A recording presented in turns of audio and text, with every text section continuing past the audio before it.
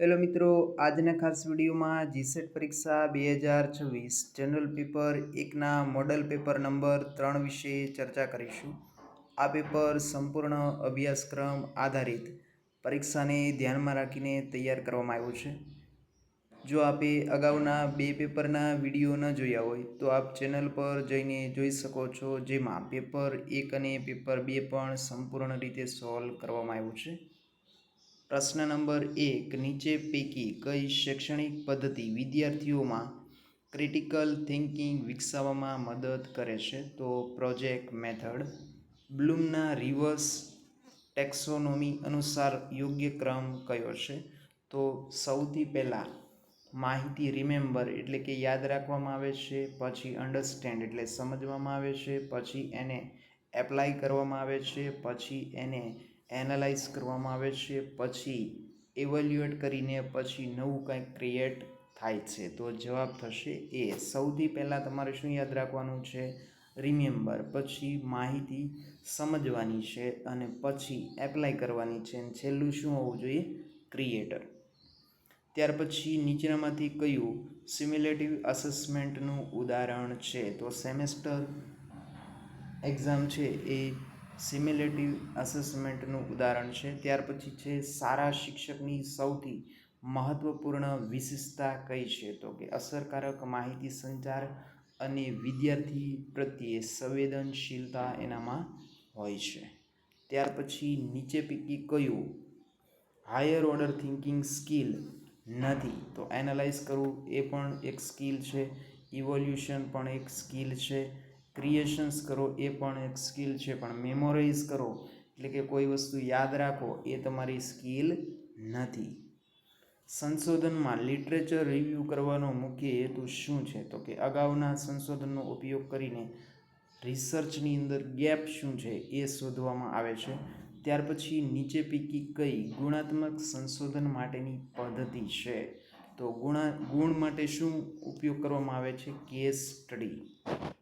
ત્યાર પછી જો સંશોધનમાં નમૂનો એટલે કે સેમ્પલ વસ્તીનું યોગ્ય પ્રતિનિધિત્વ ન કરતો હોય તો શું અસર થાય છે? તો શું વધે છે? બેઝ વધે છે એટલે કે ગેપ વધે છે. એપીએ જે સંશોધન માટેની સ્ટાઇલ છે એમાં શા માટે વપરાય છે? તો સંદર્ભ અને રેફરન્સ લખવા માટે એપીએ ફોર્મેટ વપરાય છે. નીચેનામાંથી કયું સંશોધનમાં નૈતિકતાનું ઉલ્લંઘન ગણવામાં આવે છે? તો પ્લાઝિરિયમ કરવું એટલે કે અન્યનું લખાણ છે એની સીધી કોપી કરી લેવી.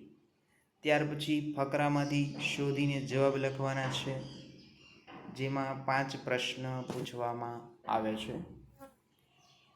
તો 11 નંબરનો પ્રશ્ન છે, સમય સોના કરતાં પણ કિંમતી છે. આ વાક્યથી શું અભિપ્રાય નીકળે છે?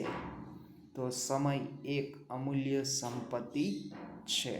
તમે જુઓ ફકરો વાંચ્યા વગર પણ તમને જવાબ મળી જાય છે. તો મહાન વ્યક્તિઓ સફળ કેમ બને છે? તો સમયની બાબતની અંદર તમને આખો પેરેગ્રાફ આપ્યો છે. તો તેઓ શું હોય છે? સમયનિષ્ઠ એટલે કે સમયસર બધું કામ કરે છે. ત્યાર પછી વિદ્યાર્થીઓ માટે સમયનું મહત્ત્વ કેમ છે?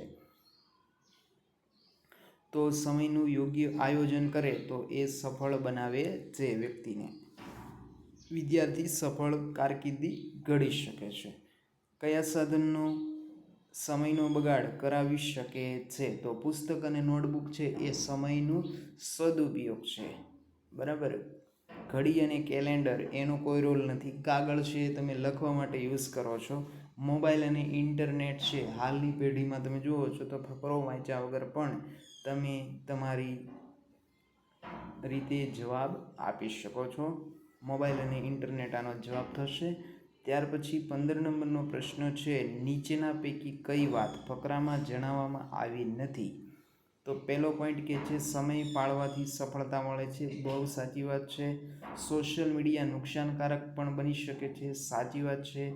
મહાન લોકો સમયનિષ્ઠ એટલે કે સમય પ્રમાણે બધું કામ કરતા હોય છે એ પણ સાચી વાત છે. તો સમય બગાડનાર છે એનું જીવન પાછળ રહી જાય છે એ પણ સાચી વાત છે સોશિયલ મીડિયા નુકસાનકારક જ છે એવું ન કહી શકો. જો અત્યારે તમે જે જીસેટની પરીક્ષાની તૈયારી ઓનલાઈન કરી રહ્યા છો આ વિડીયો જોઈને, તો એ એક સોશિયલ મીડિયાનો ફાયદો કહી શકાય અથવા એનો બેનિફિટ કહી શકાય. એટલે એવું હંમેશા ન ગણી શકાય કે સોશિયલ મીડિયા છે એ નુકસાનકારક જ છે. પણ આમાં જો તમને એવું કીધું હોત કે સોશિયલ મીડિયાનો વધુ પડતો ઉપયોગ છે એ નુકસાનકારક છે, તો તમારો જવાબ સાચો બની શકત. ત્યાર પછી કમ્યુનિકેશનમાંથી આવા સરળ પ્રશ્ન પૂછવામાં આવે છે. કમ્યુનિકેશન પ્રોસેસમાં એનકોડિંગનો અર્થ શું થાય?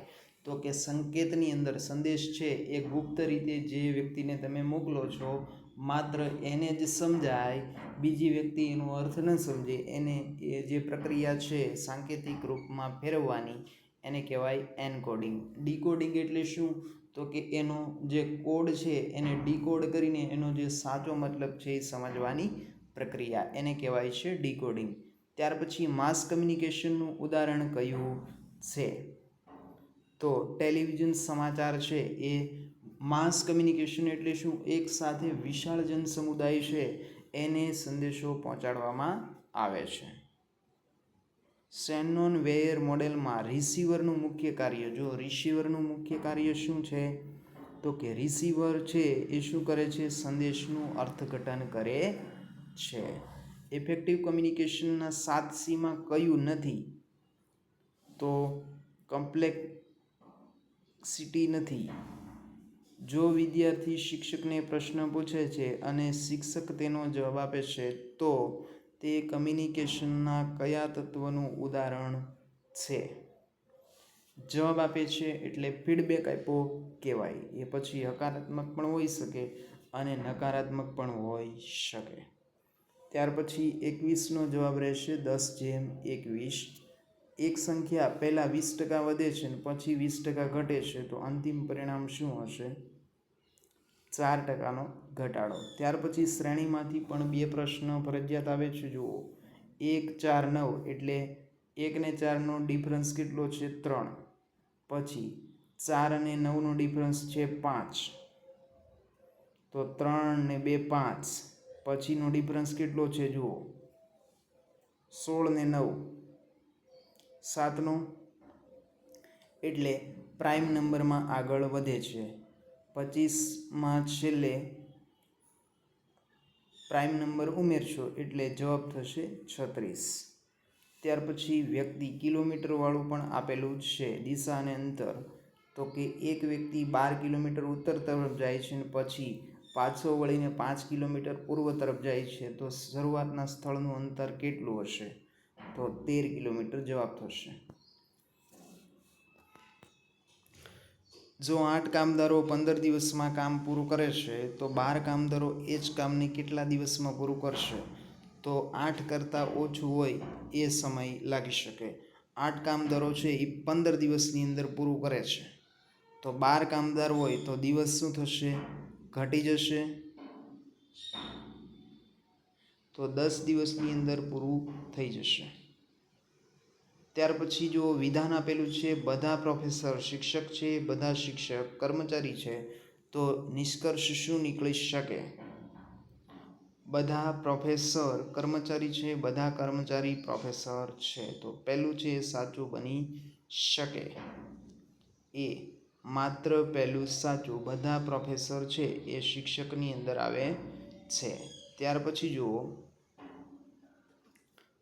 ટીચર છે એને VGCEJGT લખવામાં આવે તો સ્ટુડન્ટને કેવી રીતે? આ ડીકોડનો પ્રશ્ન છે એટલે એ તમારે ABCD આખી લખીને એના નંબર છે એ પ્રમાણે શોધવો પડે. નીચેનામાંથી કયું એક અલગ પડે છે? આ પ્રકારનો પણ એક પ્રશ્ન દરેક પરીક્ષામાં હોય છે. તો જુઓ સર્કલ, સ્ક્વેર, ટ્રાયેંગલ અને સિલિન્ડર છે એ અલગ છે, બરાબર. ત્યાર પછી દરેક સંશોધનમાં હાઇપોથિસિસ જરૂરી છે? હા, સાચી વાત છે. રિસર્ચમાં હંમેશા હાઇપોથિસિસ બનાવવામાં આવે છે, તો બનાવવામાં નથી આવતું, બરાબર. પહેલું સાચું છે, હાઇપોથિસિસ હોવા જરૂરી છે, એના વગર છે. હાઇપોથિસ એટલે શું? અંદાજ. અને હંમેશા બનાવવામાં આવે છે એવું જરૂરી નથી. ત્યાર પછી જુઓ, ડેટા ઇન્ટરપ્રિટેશનમાંથી પ્રશ્ન છે. આ પાઠ ઘણા વિદ્યાર્થીઓને અઘરો લાગે છે પણ સૌથી સરળ છે. બરાબર, તો એક તમને વિષય અને વિદ્યાર્થીની સંખ્યા આપી છે અને તેના આધારે જવાબ આપવાના છે. તો એવું કીધું, સૌથી વધુ વિદ્યાર્થી કયા વિષયની અંદર છે? તો જુઓ, સૌથી વધુ છે એ કોમર્સની અંદર છે, તો જવાબ થશે કોમર્સ, સી. ત્યાર પછી કુલ વિદ્યાર્થીઓની સંખ્યા કેટલી છે? તો આ બધાનો સરવાળો કરીએ, 40 + 50 એટલે 90, 90 ને 60, 150, 150 ને 50 એટલે 200 સંખ્યા છે. જવાબ થશે સી. 33 નંબર જુઓ, અંગ્રેજી અને અર્થશાસ્ત્રના વિદ્યાર્થીઓ મળીને કુલ કેટલા થશે?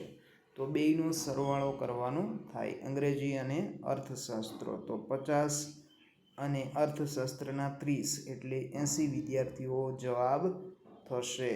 એકાઉન્ટન્સી વિષય કુલ વિદ્યાર્થીઓના કેટલા ટકા છે? તો પહેલાં તો કુલ વિદ્યાર્થીઓ કેટલા હતા તમારી પાસે? 200. અને એકાઉન્ટન્સીના પોતાના કેટલા છે? 20. તો 20 200, 20/200 ગુણ્યા 100 એટલે 10% થશે. કોમર્સ અને ગુજરાતી વચ્ચેનો તફાવત, વિદ્યાર્થી વચ્ચેનો તફાવત, તો કોમર્સ અને ગુજરાતી બેયનો તફાવત જોઈએ. કોમર્સમાં કેટલા છે? 60 અને ગુજરાતીમાં કેટલા છે? 40. તો બેયનો તફાવત 20 હશે. કેટલો હશે? 20. ત્યાર પછી કોમ્પ્યુટર આઈસીટીમાંથી પ્રશ્ન છે, યુનિટ નંબર 8. HTTPનું પૂરું નામ શું છે? તો એનું પૂરું નામ છે હાઇપર ટેક્સ્ટ ટ્રાન્સફર પ્રોટોકોલ. ત્યાર પછી છે, નીચે પૈકી કયું ઓપન સોર્સ ઓપરેટિંગ સિસ્ટમ છે? ઓપન સોર્સ ઓપરેટિંગ સિસ્ટમ, તો લ્યુનિક્સ. આઈપી એડ્રેસનો ઉપયોગ શું છે? તો કે નેટવર્કમાં ઉપકરણને ઓળખી બતાવે છે કે આ કોનું નેટવર્ક છે. કઈ કોલ્ડ સ્ટોરેજની સર્વિસ છે? તો ગૂગલ ડ્રાઈવ છે, એમાં માહિતી તમે સ્ટોર રાખી શકો. સાયબર સિક્યુરિટીમાં ફેરવોલનો મુખ્ય હેતુ શું છે? અનધિકૃત નેટવર્ક એક્સેસથી એટલે કે વાયરસથી સુરક્ષા આપવાનું કામ કરે છે. સંયુક્ત રાષ્ટ્ર યુએન દ્વારા સસ્ટેનેબલ ડેવલપમેન્ટ ગોલ્સ SDGs કેટલા નક્કી કર્યા છે? તો સસ્ટેનેબલ ડેવલપમેન્ટ ગોલ છે એની સંખ્યા ટોટલ 17 છે. નીચે પૈકી કયો વાયુ એસિડ વર્ષા માટે? જુઓ, ગ્રીન હાઉસ, એસિડ વર્ષા, ગ્લોબલ વોર્મિંગ, આમાંથી દર વખતે એક પ્રશ્ન ફરજિયાત આવે છે. તો આ 3 વસ્તુ ખૂબ જ ઇમ્પોર્ટન્ટ છે. તો સલ્ફર ડાયોક્સાઇડ અને નાઇટ્રોજન ઓક્સાઇડ. ચિપકો આંદોલનનો મુખ્ય હેતુ શું હતો? તો એનો વન અથવા જંગલોનો બચાવ કરવાનો હતો. નીચેના પૈકી કયો નવીનીકરણ ઉર્જા સ્ત્રોત નથી, એટલે કે જેનો ફરીને ઉપયોગ થઈ શકે નજીકના ભવિષ્યમાં? તો સૌર ઉર્જા છે એ પુનઃપ્રાપ્ત છે, પવન ઉર્જા છે એ પણ ફરીથી મળી શકે, જલ ઉર્જા પણ મળી શકે, કોલસો મળતો નથી. ઓઝોન સ્તર મુખ્યત્વે કયા સ્તરમાં આવેલું છે? તો એ સ્ટ્રેટોસ્ફિયરની અંદર આવે છે. નેશનલ એજ્યુકેશન પોલિસી NEP કયા વર્ષમાં જાહેર થઈ? તો 2020ની અંદર. નેકનું મુખ્ય કાર્ય શું છે? તો ઉચ્ચ શિક્ષણ સંસ્થાઓનું મૂલ્યાંકન કરે છે અને એને માન્યતા આપવાનું કામ કરે છે. ત્યાર પછી ABCનું પૂરું નામ, તો એકેડેમિક બેંક ફોર ક્રેડિટ. આ પણ ખૂબ જ અગત્યનું ગણી શકાય. એનો મુખ્ય હેતુ શું છે? તો કે શૈક્ષણિક વિદ્યાર્થીનો જે ડેટા છે એને ડિજિટલી સંગ્રહ કરવો અને જરૂર પડે તો ટ્રાન્સફર કરવો. નીચેનામાંથી કઈ સંસ્થા ભારતમાં ઉચ્ચ શિક્ષણ માટે અનુદાન અને ધોરણો જાળવવાનું કામ કરે છે? તો અનુદાન કોણ આપે છે? UGC grant commission.